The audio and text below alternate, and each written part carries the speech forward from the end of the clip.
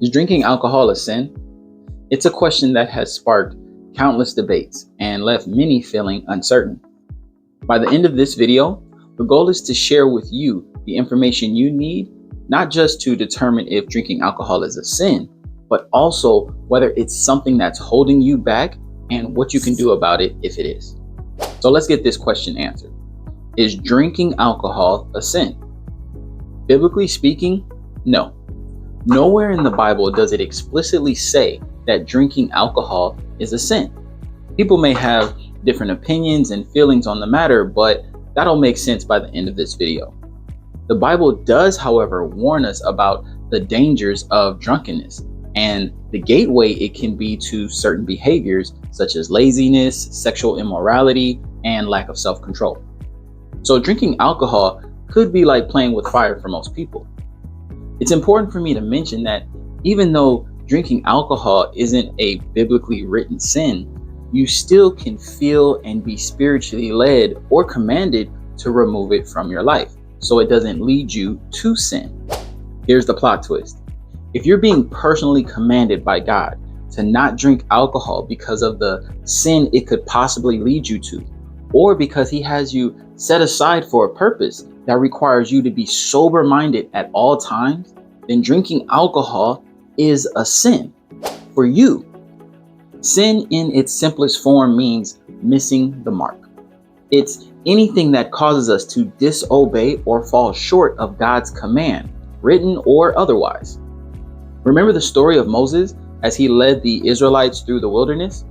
God instructed him to speak to the rock so that he could get water for himself and the people, but he decided to hit it with his staff. So even though hitting the rock was not a sin for everyone, it was a sin for Moses because he was instructed to speak to the rock instead, and he missed the mark and therefore missed out on the promised land. For something to be a sin against God, it doesn't have to be a command given to everyone or written in the Bible. It just needs to be a command given to you. So the question is God commanding you to stop drinking alcohol? Well, the next logical question is, how do you know if you're being commanded by God to not drink alcohol? We'll actually come back to that and cover it in just a moment. I want to touch on the subtle and not so subtle psychological ways today's culture misleads and indoctrinates us first, so we can see why God may be commanding this of us and what he's protecting us from. In today's culture, with social media, marketing, and all the hype, alcohol has been put in a position to easily lead us to sin because of its public glorification. Top shelf bottles symbolize status and wealth. So when we buy these top alcoholic brands, we pretend that equates to accomplishment and it elevates our desirability socially and perhaps even professionally because of the price tag associated with it. Social gatherings like sporting events, concerts, birthday parties, and weddings can't be talked about without discussing which alcoholic beverage was available and consumed that night, as if it was a requirement for fun. People regularly turn to alcohol for peace, relaxation, and a way to cope with stress. These relationships with alcohol is part of the reason why it's so heavily associated with sin. Because instead of worshiping God, society idolizes the bottle. And if you don't know, that's one of the big 10. It's a biblically written command. It's part of the 10 commandments. Thou shalt have no other gods before me. If we're using alcohol as a source of joy, validation, and temporary healing, then what space are we leaving for God? And do you possibly need to stop drinking alcohol or at least become more mindful when and where you do so you don't unintentionally sin or associate yourself with it? That brings me back to the question. How do you know if God is commanding you to stop drinking alcohol? And is it holding you back from what he has for you? Here are 6 principles you can use to get some clarity on whether or not God is commanding you to stop drinking alcohol. Number 1, awareness. John 10:27 says, My sheep listen to my voice. I know them and they follow me. If you have a relationship with God, then you're aware if He's calling you to stop drinking alcohol. You may be struggling with accepting it, but you know it's something that you need to do in order to be obedient. Number 2, doubt. Romans 14:23 says, "But whoever has doubt is condemned if they eat, because their eating is not from faith. And everything that does not come from faith is sin." Do you doubt if it's okay for you to drink alcohol? And when you do drink alcohol, even if you don't drink enough to get drunk, do you still feel condemned, guilt, or regret? Number 3, peace. Galatians 5:22-23 says, "But the fruit of the Spirit is love, joy, peace." And I'll stop right there. Do you currently have peace with your actions? Or doubts, concerns, and worries is what consumes you? When we're in God's will, there is a sense of peace over our actions. Number 4, persistent guidance.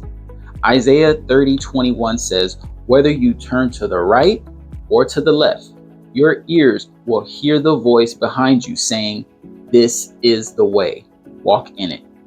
No matter how little you drink, when you drink, or where you drink, do you still hear God calling you to stop completely?